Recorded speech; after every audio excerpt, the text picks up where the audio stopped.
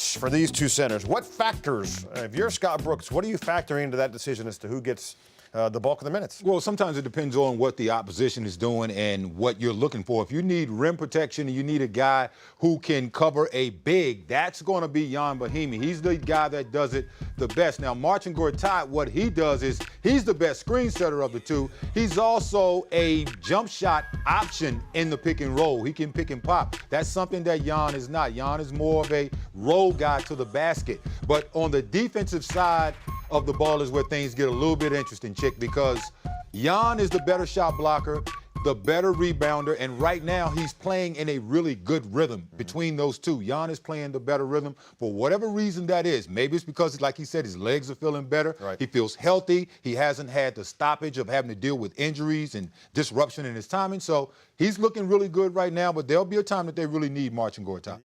It's always important to finish up the season strong, and you also want to establish a good rhythm with your team. You want to be at that point in the season where now you've got 75-plus games under your belt, and you're going down that home stretch of that last 7, and you want to be in the best rhythm that you can, shooting-wise, conditioning-wise, and everything else. And if you're a coach, you want to look at your roster and see who's playing well and figure out how you're going to use them in the postseason.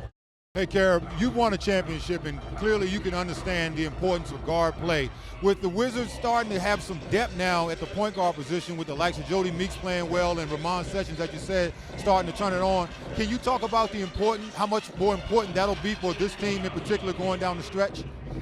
Well, Tony, you have to look no further than last year's series against the Boston Celtics when you talk about guard depth. The news of the day is Ramon Sessions is going to be signed for the rest of the season, so we understand how important Scott Brooks may think he may be moving forward. You guys are talking about Thomas Satoransky and his defense. Can you speak on how important Thomas's versatility is going to be now that it looks like Sessions is going to be getting some minutes at the backup point?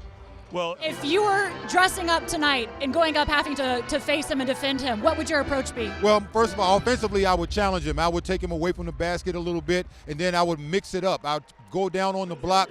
I would try to basically utilize my quickness.